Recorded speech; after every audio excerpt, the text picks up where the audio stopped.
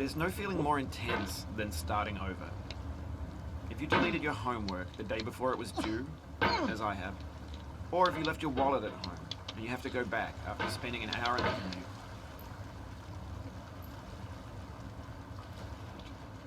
If you won some money at the casino and then put all your winnings on red but it came up black. If you got your best shirt dry cleaned before a wedding and then immediately dropped food on it.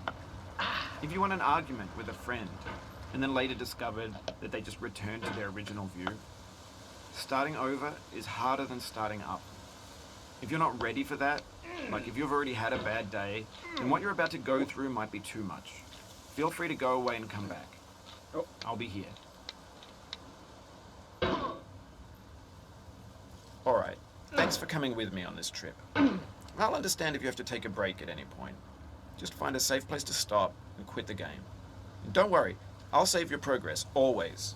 Even your mistakes. This game is a homage to a free game that came out in 2002, titled Sexy Hiking. The author of that game was Jazzuo, a mysterious Czech designer who was known at the time as the father of B games. And B games are rough assemblages of found objects. Designers slap them together very quickly and freely, and they're often too rough and unfriendly to gain much of a following.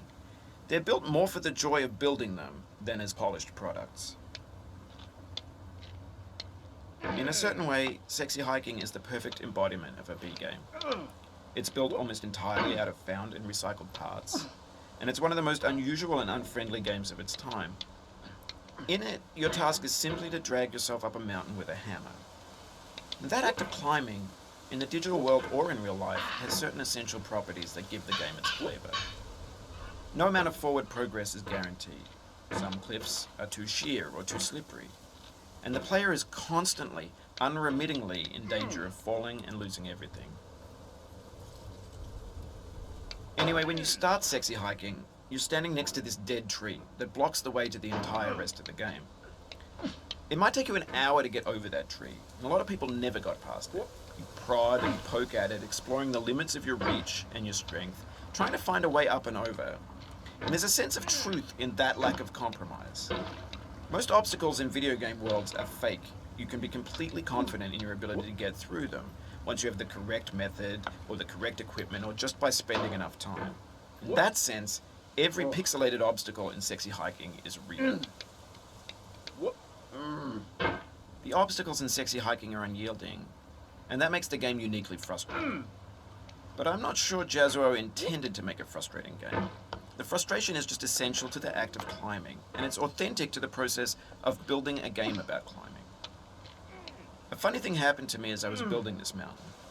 I'd have an idea for a new obstacle, and I'd build it, test it, and it would usually turn out to be unreasonably hard.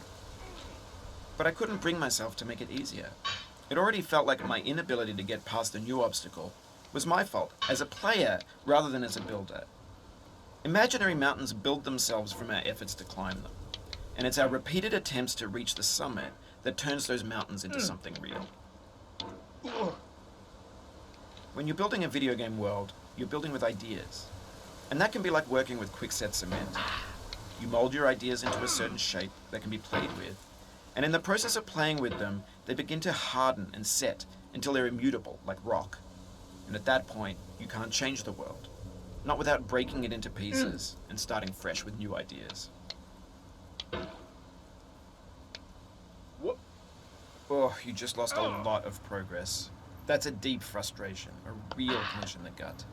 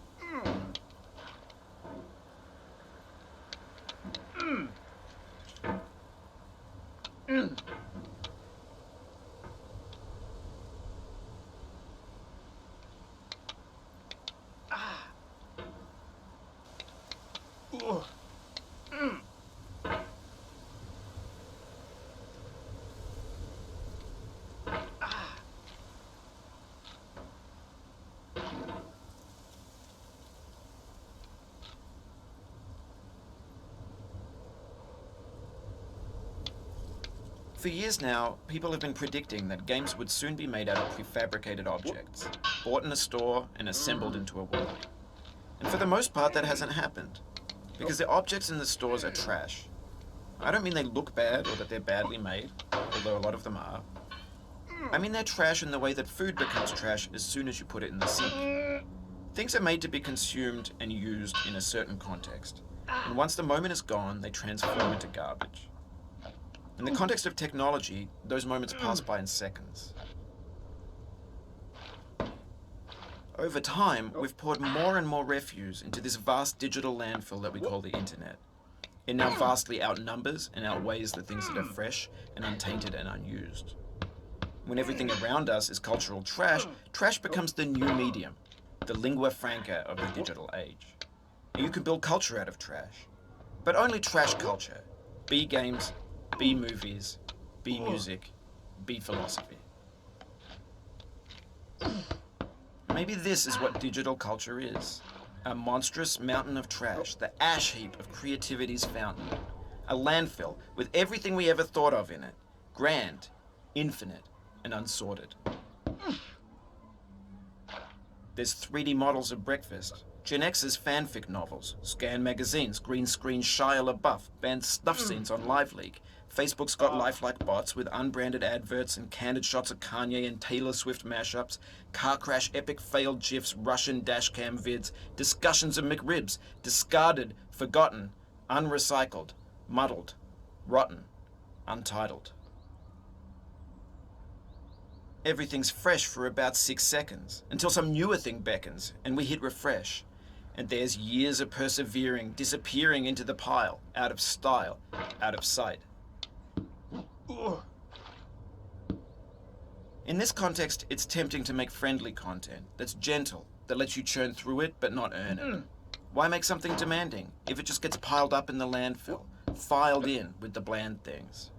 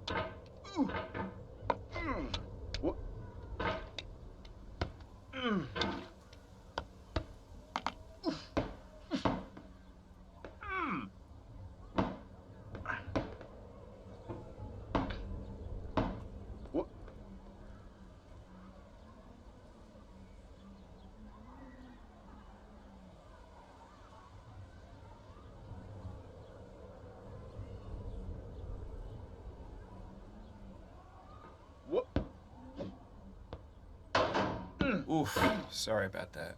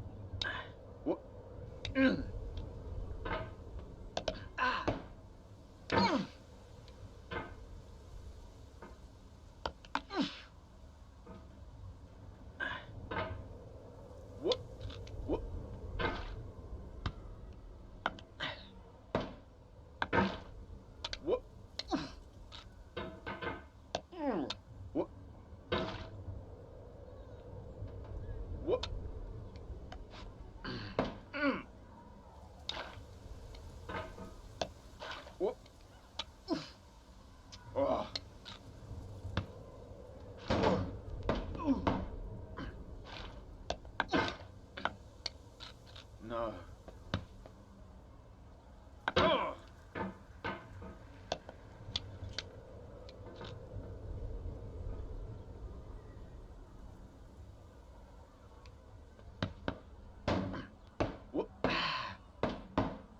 No.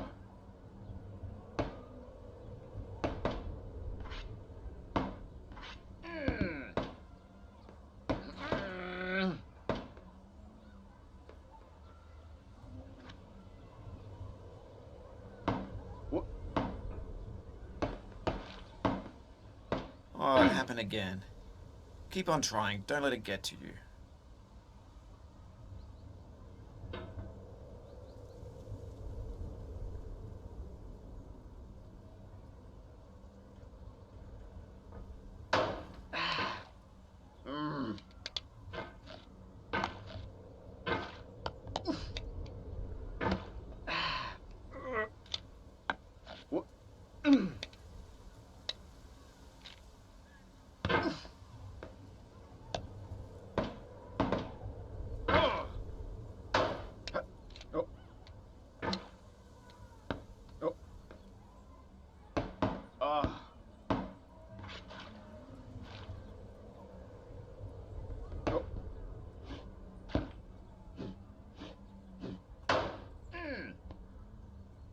This thing that we call failure is not the falling down, but the staying down. Mary Pickford.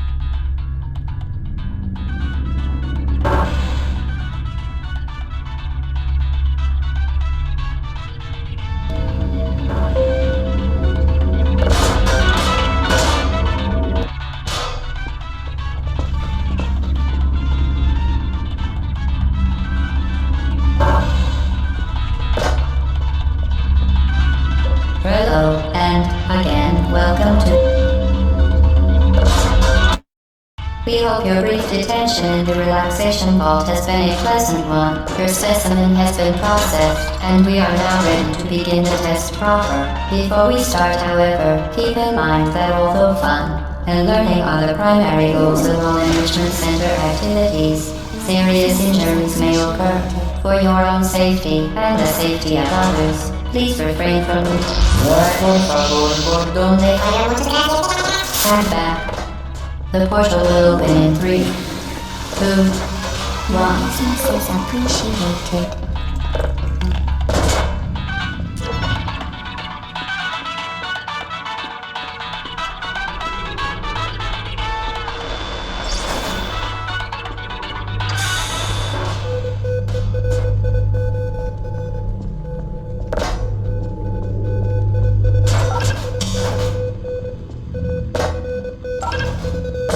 Excellent.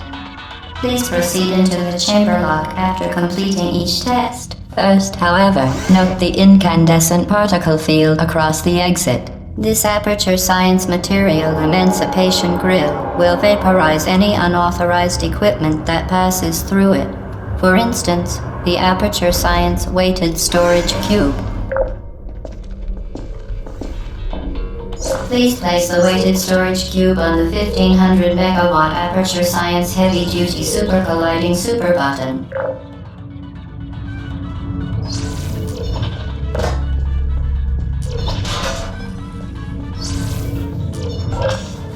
Perfect. Please move quickly to the chamber lock, as the effects of prolonged exposure to the button are not part of this test.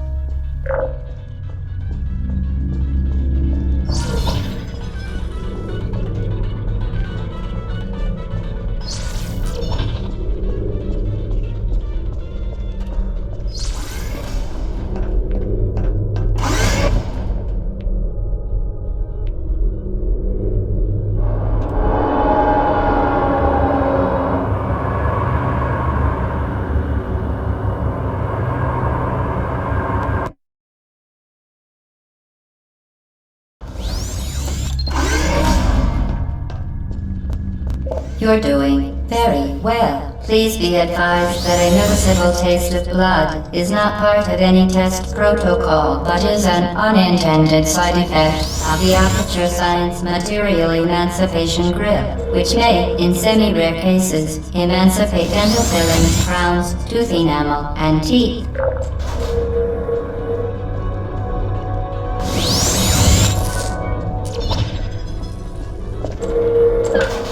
Very good. You are now in possession of the Aperture Science handheld portal device. With it, you can create your own portals. These intradimensional gates have proven to be completely safe. The device, however, has not. Do not touch the operational end of the device. Do not look directly at the operational end of the device. Do not submerge the device in liquid, even partially. Most importantly, under no circumstances should you... Well done. Remember, the Aperture Science Bring Your Daughter to Work Day is the perfect time to have her tested.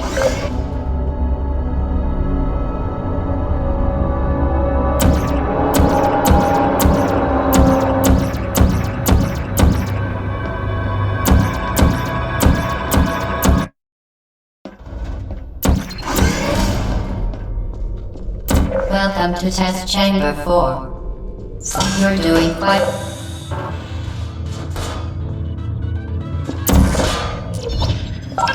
Once again, excellent work. As part of a required test protocol, we will not monitor the next test chamber. You will be entirely on your own. Good luck.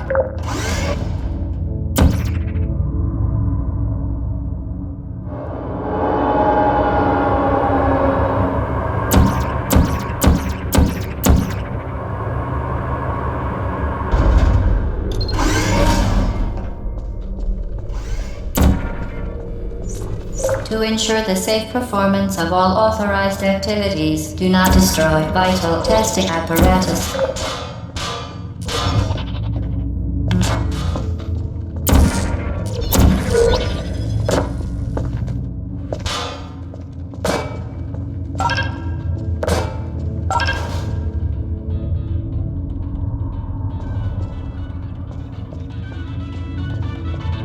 as part of a required test protocol. Our previous statement suggesting that we would not monitor this chamber was an outright fabrication.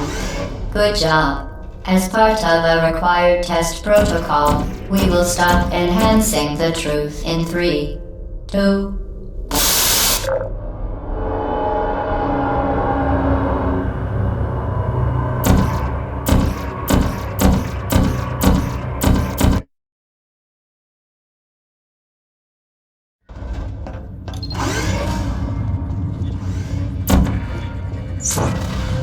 While safety is one of many enrichments unbelievable, you Subject name here. must be the pride of. Subject hometown here.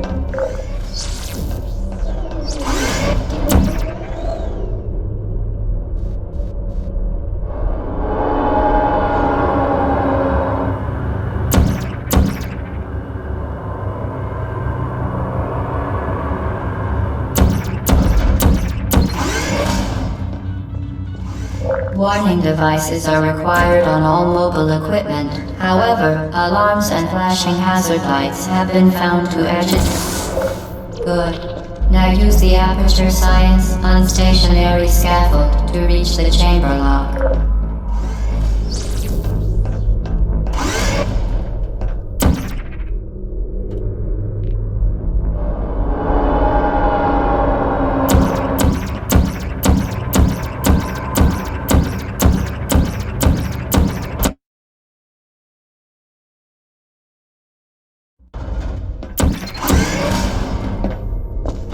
Please note that we have added a consequence for failure. Any contact with the chamber floor will result in an unsatisfactory mark on your official testing record, followed by death. Good luck.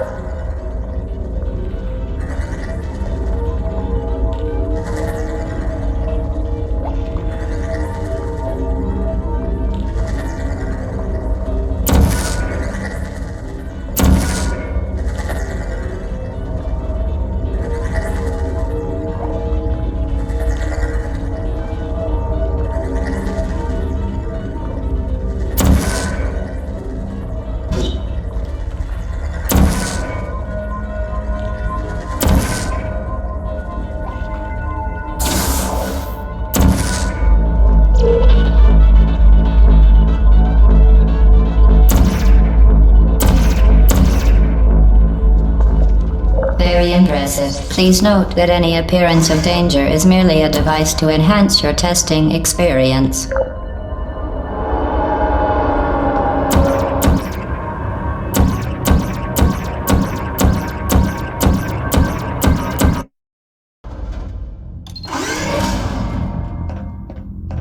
The Enrichment Center regrets to inform you that this next test is impossible. Make no attempt to solve it.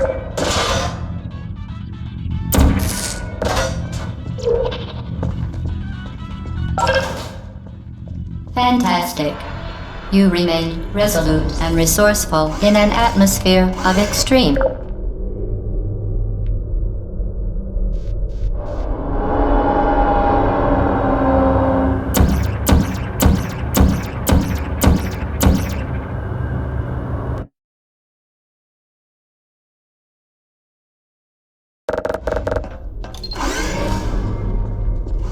Hello again.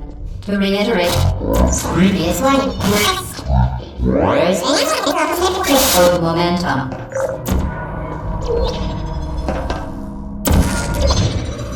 Spectacular. You appear to understand how a portal affects forward momentum, or to be more precise, how it does not.